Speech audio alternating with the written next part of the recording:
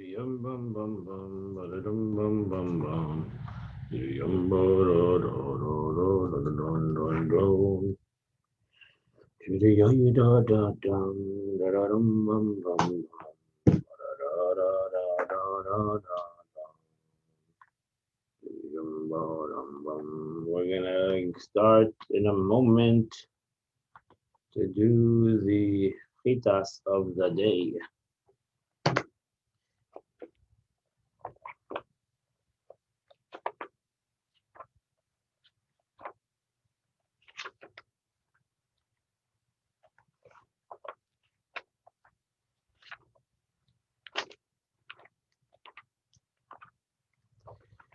Okay, good morning, everybody. As we start, we do the chitas of the day.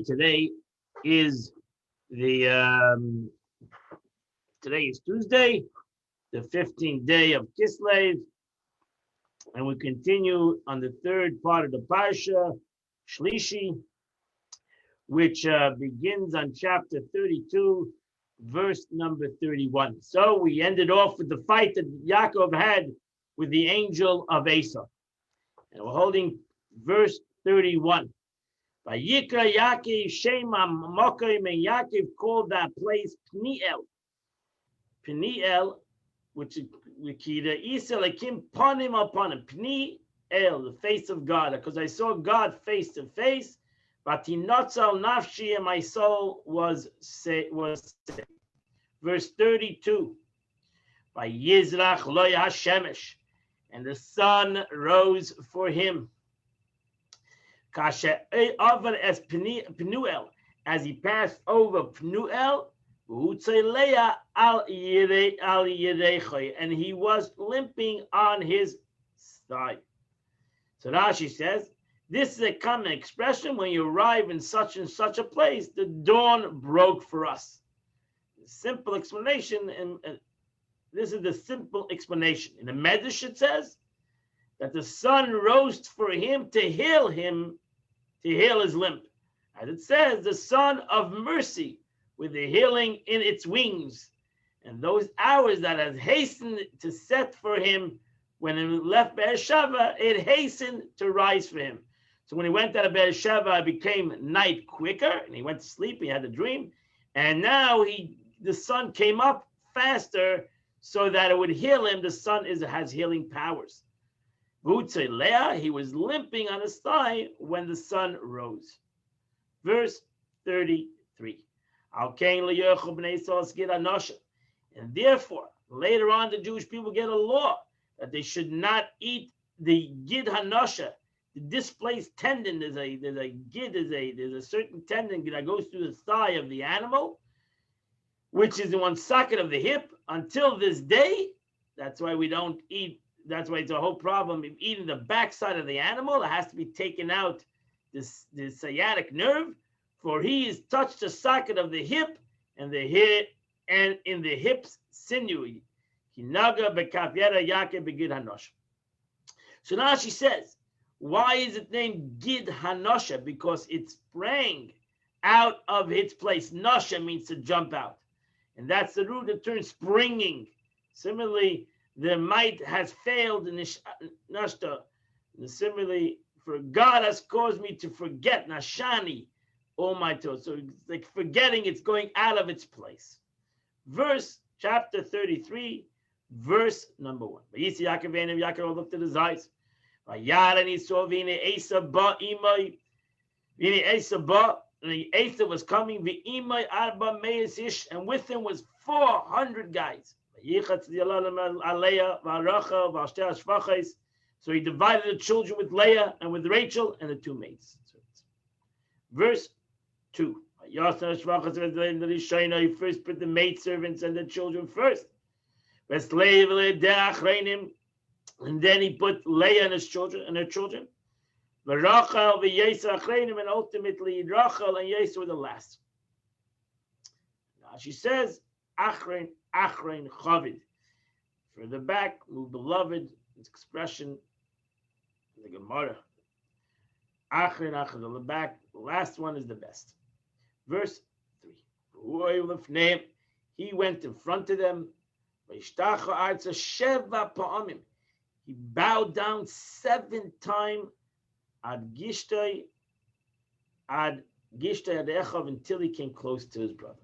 So Rashi says, he said, if this scoundrel comes to fight, let him fight with me first. And that's why he went in front. Verse number 4. Vayoratz Esav lekrasei, vayachapkeu, vayipol atzavarei. And Esav ran towards him and he embraced him. He fell upon his neck. Vayishakeu, and he kissed him. Vayivku, and they wept. So Rashi says, Vayibchavkeu, and he embraced him. His compassion was moved when he saw him prostrate himself those so many times. He bowed down 7 times. It awoken up within him a moment of mercy. Vayishakeu, there are dots over the word. You can see it in the Chum over here. There's a dot over every word. On the word Vayishakeu, you see there's a dot. On every letter, there's a dot. On that word, Vayishakeu, there's a dot on every letter. So Rashi says, V'yesh chelek b'dava, there is a controversy concerning this matter in the Braisa of Sifri. Some interpret the dot to mean that he did not kiss him wholeheartedly. And that's why the Torah puts a dot on every word. Rabbi Shimon bar Yochai said, it is well-known tradition that Esav hated Yaakov. So what happened? But his compassion was moved at that time, and he kissed him wholeheartedly.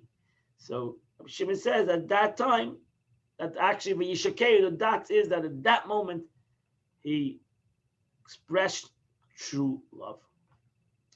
Verse number 5. Yisas Einov, and Esav uplifted his eyes. Vayara as a noshim as a yoladim, he saw the women and the children. Vayem emi'ei lalach. Who are all these? Vayem al yodim ashachana as kevel avecha. So Yaakov said, the children of God has favored your servant. Rashi, who are these to you? Who are these to be yours? What do you? How do you? Where did you get to you're a guy who's living in a tent? Wow, look at his whole 4 wives and 12 kids. Oh, Yaakov, you're the man. And that's the Chumash of the day. And now we're going to continue the Tanya of the day, my friends. We're coming closer to the finalizing and finishing Tanya. Holding the 15th of Kislev. We are in the middle of the essay 6 part, the second part of this essay, number 6. So the Alter Rebbe is talking about David HaMelech called the Torah the song of God. Ni'im Zemiris, he called it the song. And the Alter Rebbe says why he called it a song, because wow, the Torah, the whole worlds are created, all the worlds that are created, that God created, is all nothing to one point of the Torah. And that's why so you imagine all these worlds that we are all amazed about. This whole worlds are so unbelievable, but they all get all their highest, they receive all their vitality from a very specific way of Jewish law. Forget about the mitzvah, how we do the law. And if we're missing one aspect of this law, you have a disconnection between the vitality that comes from above to below. So therefore he said, listen, look at this. This world is beautiful, but look how beautiful the Torah is, that the Torah gives the vitality into the world. So the question is, if so, why was David HaMelech punished? He was punished. And we know he was punished because he forgot a law. The Torah was at that time, he was bringing the ark to Yerushalayim, and when he was bringing the ark to back to Jerusalem from the Philistines, it was captured by the Philistines, and he was bringing it back to Jerusalem, and he forgot that the ark needs to be carried on the shoulders, and he put it on a wagon, and there's a whole story in the Navi. Shmuel, it's a whole story that almost fell and somebody grabbed it and passed away on that day. It's a tragedy, and it's all because he forgot a law. And why do you forget a law? Because God said you don't call the Torah my song. It's not a song. But according to what we just said yesterday, in yesterday's Chitas, we said why he said it.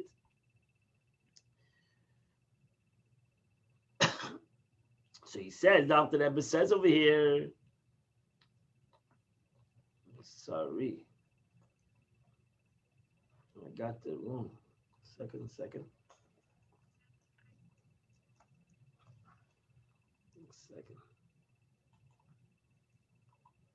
Well, thank you. Got the wrong Tanya.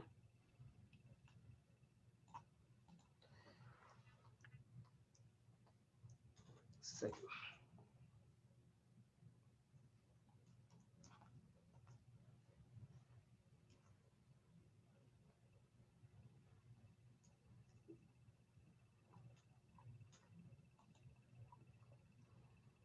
Second.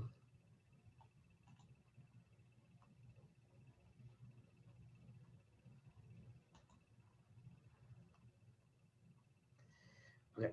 Alter Rebbe says, however,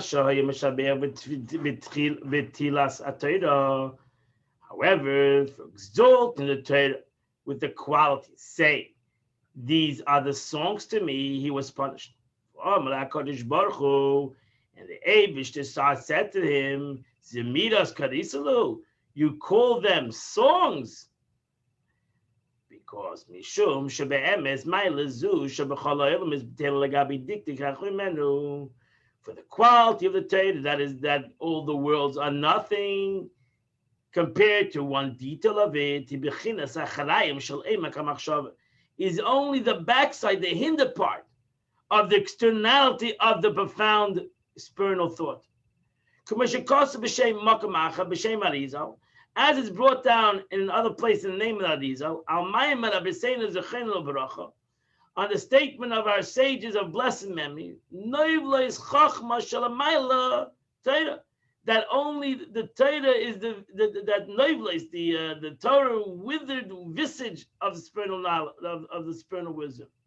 That the Torah that we learn in this world is only noivles, it's only the back, is not the essence. However, the innermost core of depth of supernal thought, which is the real essence, the innermost core of Torah, that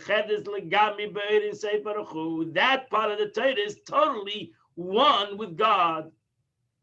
But that's one with God. So how is it possible? It's impossible to understand that the real inner part of the Torah is impossible to understand. And in comparison to the infinite light of God, all worlds are absolutely naught, sheer nothingness, non-existence. As we say, you are the same before the world was created, and you are the same after the world was created. So therefore, how can we compare the world, even the world, anything to the Torah? The Torah, which is the essence part of the Eibishter, you can't even call it that. I'm comparing it to the world, since the world is so great, and the Torah is even greater. That's an embarrassing thing to say to the Torah. The Torah is greater than the world. The world is nothing to the Torah. Like saying to a billionaire that he's a millionaire. That's an embarrassment to him. Tell the Eibishter, that's why the Gemara says to praise God is to be very careful. You only should praise God in the prayers of the way the sages instituted to praise God. Because you're going to praise God at what? He's great? What is great in comparison to what God is? God is above the concept of greatness. So hence, even to the essence of Torah, how can David HaMelech even praise God? How can you say that it's a vitality to the world? The world is so great, but the Torah is greater because the Torah is the vitality of the world. The world is nothing to the Torah. And to the inner aspect of the Torah, it's not a song and a delight to humanity. but it's the life, it's the heartful joy of God, not the heart. It's not the delight of humans. It's the delight of HaKadosh Baruch Hu. The Torah is called His delight. The Torah is called Shemesh Tashteya by the Torah, by God. It's called, the Torah says, I play with it. The Torah, I love the Torah. It's a treasure of HaKadosh Baruch Hu, treasure of God Himself. Kilikim Haven Darka, because God really understands the ways of the Torah. V'yadeh Makoma, and knows its station. Umay Lasa, and the greatness of the Torah. V'yadias Atzmik Kaviyachol, through his self-knowledge, as it is known. So knowing himself, he also knows the Torah that's entirely one with him. This, however, is concealed from all mortal eyes. As it says in the Torah, that Moshe Rabbeinu asked to see this essence of the Torah, and God said it's impossible to see the essence of the Torah, the true Pnimis HaTorah, to be able to see the real essence, as it's brought down in explaining when Moshe Rabbeinu asked to see God's face, and God said, you cannot see it. Moshe Rabbeinu asked to see the Pnimis HaTorah. And this is what's written in the verse. That the Torah itself says, I was a delight unto him. The Torah says, I was a delight to God. Etzloi, unto him. Misachik lefanav, playing before him. The Torah is a game, so it's like a game. Torah is a delight to HaKadosh Baruch Hu, not to a human being. Lefanav dafke, in front of him, to his face, in his innards, for this refers to the innards of the Torah.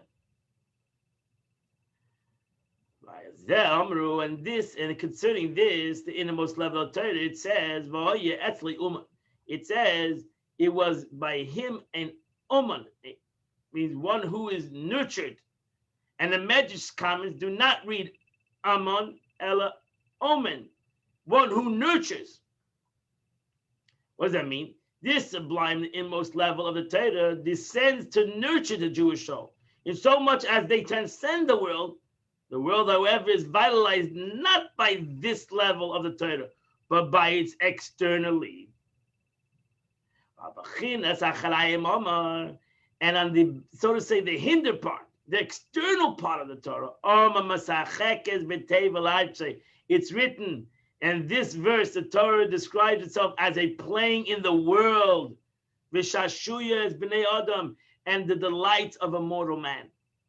That's the external part of the Torah. The Pneumius, the essence of the Torah, is part of God. It's above any mortal comprehension. It's above any concept that a human being can even imagine. So how can you compare the world to the Torah? For the Torah was given a state of both innards and external.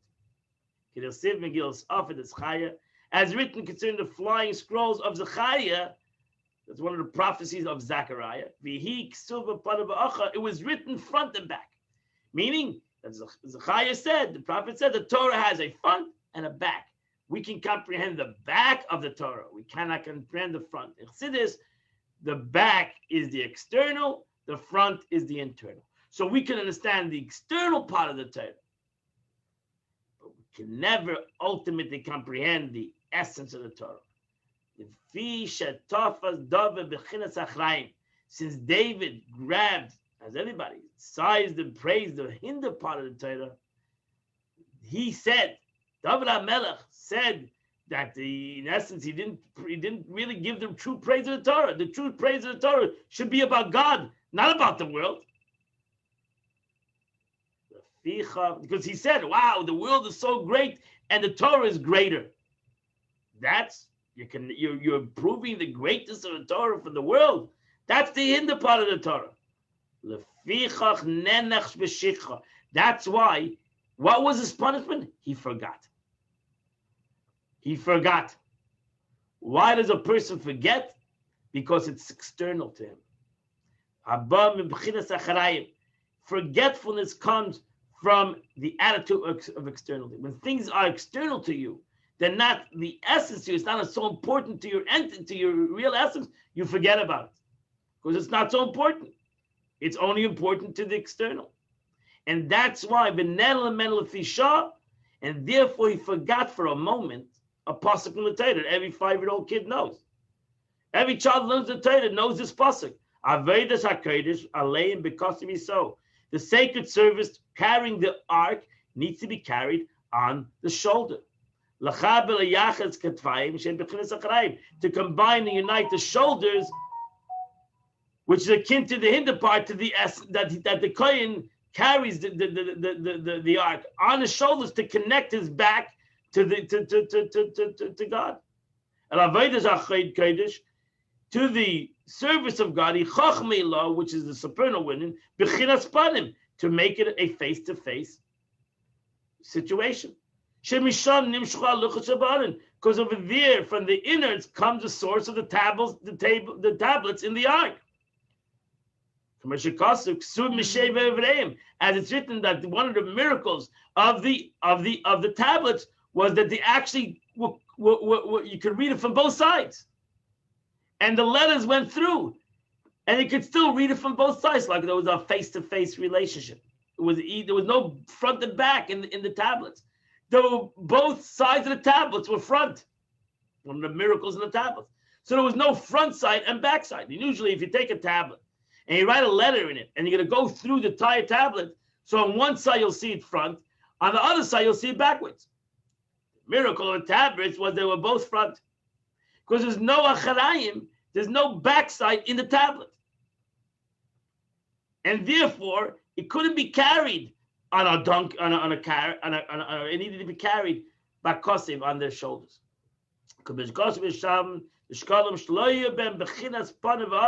As it's brought on the Gemara, that in the Gemara the tablets did not have any front and back; they were entirely panim. They were entirely front-sided, physically front-sided. That you read the Ten Commandments on both sides, as if they were both front. So the purpose of carrying the ark on the shoulder was thus to connect the external aspect of the man to the inner aspect of the Torah. And he forgot that. He forgot it. He forgot it for a moment, and he let it the ark to be carried on a chariot. And because he forgot, he was punished. Because he called the Torah, he only praised the Torah in the Chetzonis about how beautiful the Torah is in comparison to the world, not the Pnimius, that how beautiful the Torah is to God. And that's why it was his plan. Ayin Sham, study the reference in Yerushalayim there, and you'll understand it very well. And that ends the Tanya of the day. Today, as I said, is the 15th day of the month, which starts on chapter in Psalms. It's chapter 77, 77, 78, 77 and 78. You need to say the Tillim, chapter 77 and 78, and you will do Chitas for the day. Have a beautiful and wonderful day. Tonight at 7:30, we're also having a class in the Chumash portion of the week. A beautiful, beautiful Sikha of the Rebbe, a beautiful Sikha of the Rebbe tonight at 7:30. Have a beautiful and wonderful